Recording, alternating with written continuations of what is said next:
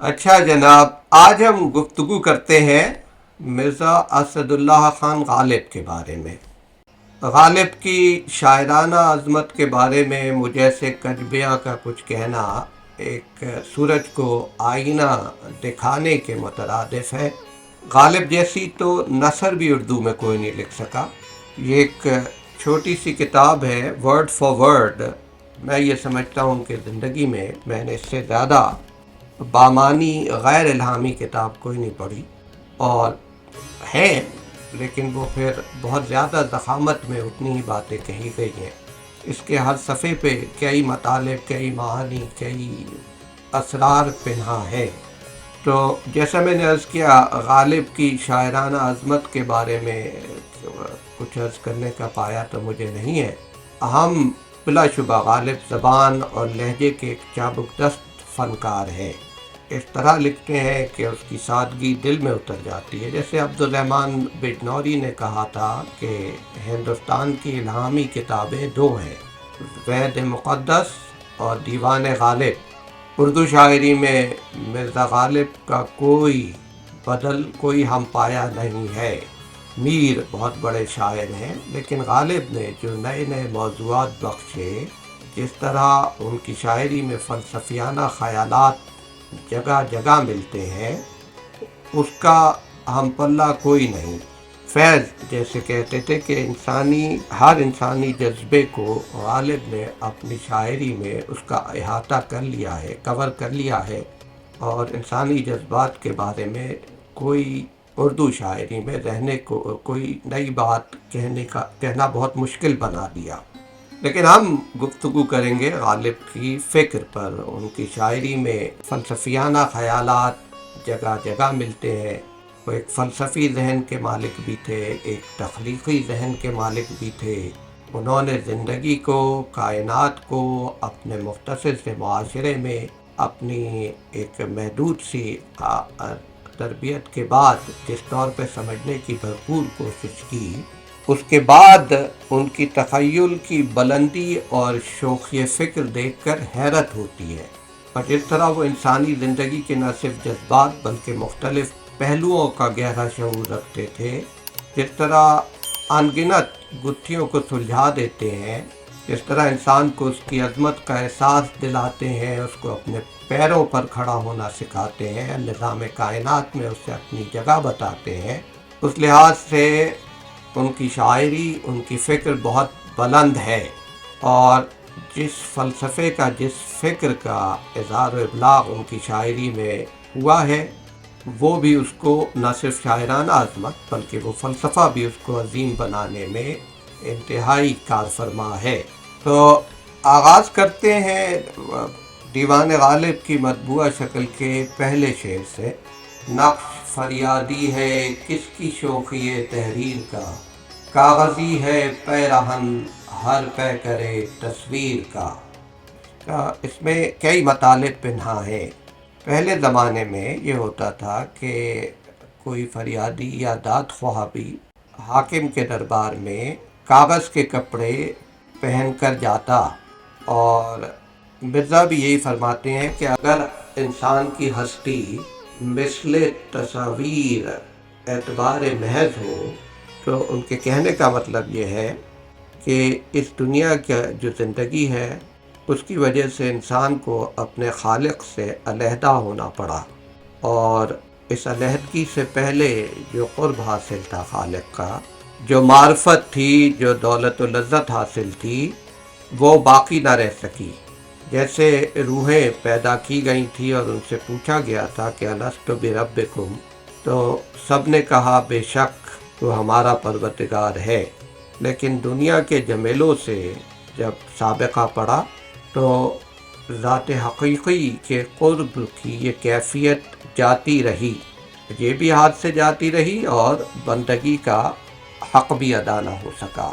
اس حالت نے ہماری ہستی کو فریاد پر مجبور کر دیا، یعنی ہم زندگی جو ہے وہ ایک صورت فریاد ہو گئی۔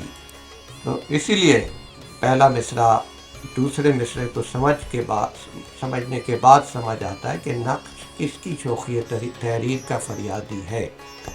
وہی جس نے نقش کو بنایا ہے، اور اس کی وجہ سے ہر تصویر نے اب کاغذی لباس پہن لیا ہے، فریادی کی طرح، دادخواہ کی طرح۔ اور ہستی کو تصویر غالب نے اس لیے کہا ہے کہ اس کا وجود حقیقی نہیں، غیر حقیقی اور اعتباری ہے۔ عارضی اور اعتباری ہونے کی وجہ سے اس قدر رنج و ملال کا شکار ہوئی کہ ہر ہستی سراپا فریاد بن گئی۔ پھر اسی غزل میں غالب کہتے ہیں: آگہی دام شنیدن جس قدر چاہے بچھائے، مدعا عنقا ہے اپنے عالم تقریر کا۔ غالب کے اشعار کے معنی آج تک تلاش کیے جا رہے ہیں، نئی نئی تفاسیر ان کے اشعار کی سامنے آتی ہیں، اور یہاں پہ وہ یہی بات کہہ رہے ہیں کہ عنقا جیسے بہت اونچی پرواز کرتا ہے اور بہت کم لوگوں کو نظر آتا ہے، ناپید ہے، اس کا اسی طرح سے جو میرا ایک عقل و علم ہے، آگہی کتنی ہی کوشش کرے، کتنے ہی جال پھیلائے اس کے مطالب کو سمجھنے کے لیے، لیکن وہ آگہی کی سمجھ میں نہیں آ سکتے، کیونکہ جو میں کہتا ہوں اس کا مفہوم و مطلب عام سمجھ سے بہت بلند ہے۔ مقصد یہ ہے کہ میرا کہے کا مطلب اتنا دقیق اور نازک ہے کہ اس تک عام علم و عقل کی رسائی نہیں ہو سکتی۔ اب میں نے دیوان غالب کے صفحات پلٹے تو ایک اور شعر پہ نگاہیں رکی: ہنوز ایک پرتو نقش خیال یار باقی ہے، دل افسردہ گویا حجرہ ہے یوسف کے زنداں کا۔ اس پہ نگاہ اس لیے رکی کہ دل افسردہ کو نقش یار کے سائے، نقش یار کے پرتو سے زندان یوسف کا حجرہ قرار دینا ایک ایسی نادر اور ایک انتہائی عمیق تشبیہ ہے جس کی مثال شعر و ادب میں بہت کم ملتی ہے۔ مثلاً مراد یہ ہے کہ غالب کہہ رہے ہیں کہ میرا دل تو بجھ چکا، اس میں کوئی امید باقی نہیں ہے، تو اندھیرا ہونا چاہیے، لیکن اندھیرا نہیں ہے، کیونکہ محبوب کے خیال کے نقش سے روشنی قائم ہے۔ غالب یہ کہہ رہے ہیں کہ دل گویا افسردگی کے باعث ایک حجرہ ہے جہاں پہ عموماً تاریکی اور تنگی ہونی چاہیے، لیکن خیال یار کا پرتو مانند حسن یوسف ہے، جس کی برکت سے یہ حجرہ حضرت یوسف کے قید خانے کا حجرہ بن گیا۔ کمال ہے۔ پھر اس شعر پر غور کیجئے: تاراج کاوش غم ہجراں ہوا صد، سینہ کہ تھا دفینہ گوہرہائے راز کا۔ تو اس میں تصوف و فلسفے کی آمیزش ملتی ہے۔ ہم نے پہلے شعر کی تشریح میں دیکھا کہ محبوب حقیقی سے ہجر کو غالب کس طرح بیان کرتے ہیں۔ اب وہ یہ کہتے ہیں کہ میرا سینہ ایسا تھا کہ اس میں راز کے گوہر، اس کے ہیرے، اس کے موتی دفن تھے، اس میں بے شمار راز چھپے ہوئے تھے، اسرار پوشیدہ تھے، لیکن یہ کاوش غم ہجراں جو میرا مقدر بن گئی، اس کی وجہ سے اس خزانے کو بالیدگی نہ مل سکی اور یہ تاراج ہو گیا۔ اب ایک اور جگہ مرزا کہتے ہیں کہ کم جانتے تھے ہم بھی غم عشق کو پرب، دیکھا تو کم ہوئے پہ غم روزگار تھا۔ یعنی کہ بظاہر اس کا مطلب یہ ہے کہ ایک زمانے میں ہم غم عشق کو بہت زیادہ بڑی چیز نہیں سمجھتے تھے، لیکن معلوم یہ ہوا کہ اگر عشق کا غم کم ہو جائے تو 100 اور غم ہو جاتے ہیں، اور دنیا کے دوسرے غم اس کی جگہ لے لیتے ہیں۔ اور جیسے کہ ایک اور جگہ غالب نے کہا ہے کہ غم اگر کہ جاں گسل ہے، پر بچے کہا کہ دل ہے، غم عشق اگر نہ ہوتا، غم روزگار ہوتا۔ تو یہ معنی سمجھ آتے ہیں۔ اس میں مرزا ایک بڑی حقیقت بیان کرتے ہیں کہ جب تک عشق ایک لگن اور ایک دھن ہے، انسان اس کی دھن میں مگن رہتا ہے، اسے کسی دوسری چیز کا خیال نہیں آتا، تمام تشویشوں سے، آلائشوں سے، فکروں سے محفوظ رہتا ہے، اور اسے اس کام کی دھن اور لگن نہ ہو تو پھر چھوٹی چھوٹی چیزیں بھی اس کو پریشان کرتی ہیں، دنیا کی پریشانیاں اس کے گھر کا رستہ دیکھ لیتی ہیں۔ مثلاً کسی شاعر نے کہا کہ اور کچھ یاد نہ تھا بجز کار محبت گمر، وہ جو بگڑا ہے تو اب کام کئی یاد آئے۔ لیکن اس شعر کا ایک دوسرا مطلب بھی ہے، مطلب وہ میرے نزدیک زیادہ قرین قیاس ہے، وہ یہ کہ جب تک ہمیں فہم نہ تھا، شعور نہ تھا، تو ہم یہی سمجھتے تھے کہ عشق کا غم معمولی چیز ہے دنیا میں، غم دورہ غم جانا سے بہت بڑھ کر ہے، اس میں کچھ ایسا نہیں ہے کہ برداشت نہ ہو سکے۔ لیکن اب ہماری فہم و فراست کی بالیدگی کے بعد، تجربے کے بعد یہ معلوم ہوا کہ عشق کا غم کم سے کم بھی غم روزگار کے برابر ہوتا ہے یا اس سے زیادہ ہوتا ہے۔ بعض اشعار ایسے ہیں کہ ان میں معانی و مطالب بھی پنہا ہے اور اس کے بعد وہ ضرب المثل بن چکے ہیں اردو میں۔ مثلاً عشرت قتل گئے اہل تمنا مرکوز، عید نظارہ ہے شمشیر کا عریاں ہونا۔ جو قربانی دینے پر تلا ہوا ہو، جس سے راہ حق میں اپنی جان کا خوف نہ ہو، وہ شمشیر کو عریاں دیکھ کر ڈرتا نہیں بلکہ خوش ہو جاتا ہے، اس کی مراد بر آتی ہے۔ تو یہ کئی مواقع پر استعمال ہوتا ہے۔ اس طرح ایک اور شعر ہے اسی غزل میں کہ میرے قتل کے بعد اس نے جفا سے توبہ، ہائے اس دود پشیماں کا پشیماں ہونا۔ تو ایک آپ سمجھیے کہ اردو میں ضرب المثل کی صورت اختیار کر گیا کہ کسی پہ اگر ظلم کیا جائے اور اس کے بعد اس کے ازالے کی کوئی کیفیت نہ ہو اور کوئی پشیمانی کا اظہار کرے تو اس سے مظلوم کو کوئی فائدہ نہیں ہوتا۔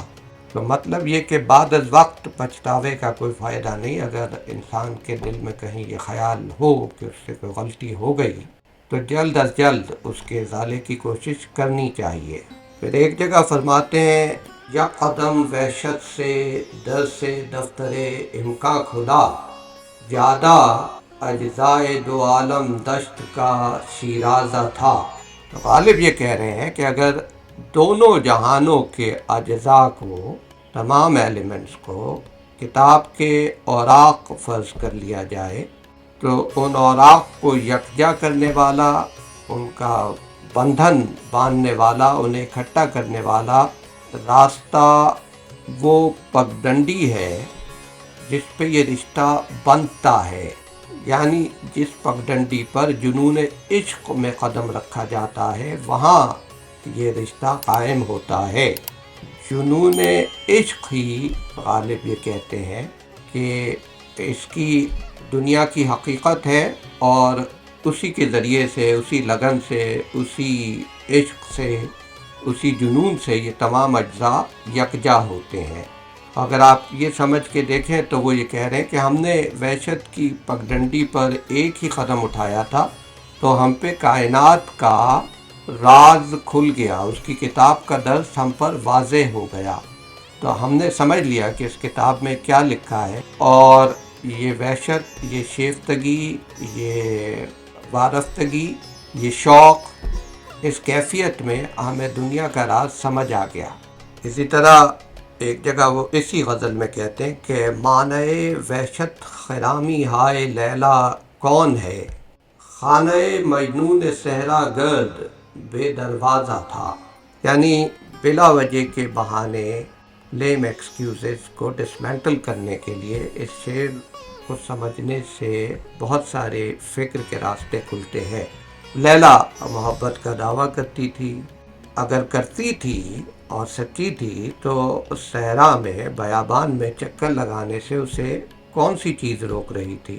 کیونکہ غریب مجنوں کا تو پورا گھر ہی صحرا تھا، بیابان تھا، اس کے گھر میں کوئی ایسا دروازہ نہیں تھا، اس کی زندگی میں کوئی ایسی روک نہیں تھی جو لیلا کا راستہ روک سکے، اس کے راستے کی زنجیر بن سکے، اس کے لیے مانع ہو سکے۔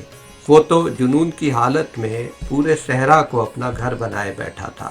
پھر اسی غزل میں آگے کہتے ہیں کہ پوچھ مت رسوائی انداز استغنائے حسن، دست مرہون حنا رخسار رہن غازہ تھا۔ اب آپ آج کل تو بوٹاکس اور کیا کیا آ گیا، لیکن آپ دیکھیں کہ غالب کتنی خوبصورتی سے یہ حقیقت بیان کرتے ہیں کہ حسن اگر ہو تو وہ بے نیاز اور بے پرواہ ہوتا ہے، اور اگر حسن ہاتھوں پہ مہندی لگانے کا اور میک اپ کا، بوٹاکس کا، چہرے پہ غازہ لگانے کا محتاج ہو جائے تو پھر یہ اس کی رسوائی کا باعث ہوتا ہے۔ کہنے کا مطلب غالب کا یہ ہے کہ حقیقی حسن کو بناؤ سنگھار کی کوئی حاجت نہیں ہوتی، نہ اسے ہاتھوں میں مہندی لگانی پڑتی ہے، نہ اسے میک اپ کرنا پڑتا ہے، نہ چہرے پر اپٹن ملنے کی ضرورت ہوتی ہے، نہ غازہ ملنے کی ضرورت ہوتی ہے۔ بناؤ سنگھار وہیں در آتا ہے جہاں قدرتی حسن میں کچھ کمی ہو۔ لہذا وہ غالب یہ کہتے ہیں، اور اس کے معنوی پہلو بہت سارے ہیں۔ کسی بھی چیز کو جب آپ غیر فطری یا مصنوعی طریقوں سے اجاگر کرنے کی کوشش کرتے ہیں تو اس کی حقیقت میں کہیں نہ کہیں کوئی کمی ہوتی ہے جسے آپ چھپاتے ہیں نمائش سے، اور حقیقی حسن کو، حقیقی کوالٹی کو، حقیقی جوہر کو نمائش کی ضرورت نہیں ہوتی۔ تو آج کے لیے اتنا ہی کافی ہے، پھر اگلی دفعہ غالب کی فکر کو ان کے کچھ اشعار کے ذریعے سے پھر ٹٹولیں گے اور آپ سے شیئر کریں گے۔ خدا حافظ۔